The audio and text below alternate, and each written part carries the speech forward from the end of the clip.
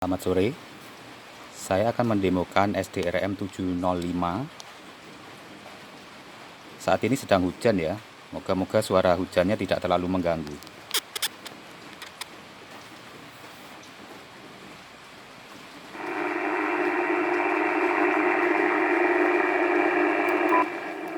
That's funny. He thought so. Yeah, that rings a bell. Now, where on earth has he heard that rather unusual name before? Was he a boy at school? No. Was it one of numerous young men, perhaps? Or a friend of his father? No, it wasn't any of those. He glanced down again at the book. Christopher Mulholland, 231, Cathedral Road, Cardiff. Gregory W. Temple, 27, Sycamore Drive, Bristol.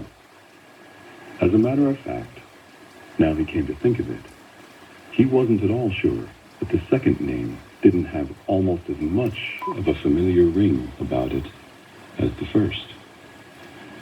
Gregory Temple, he said aloud, searching his memory. Christopher Mulholland? Such charming boys.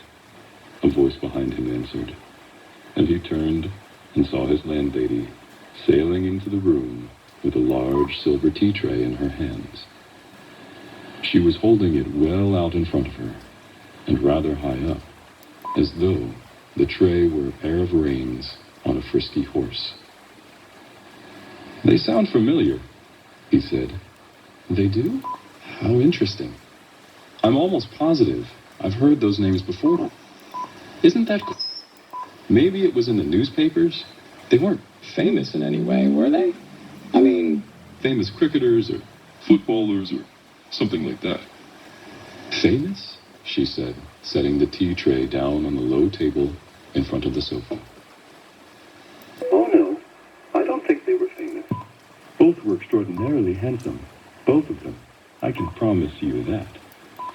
They were tall and young and handsome. My dear, just exactly like you." Once more, Billy glanced down at the book. "Look here," he said, noticing the dates. "This last entry is over 2 years old." Ya. Oke, terima kasih atas perhatiannya.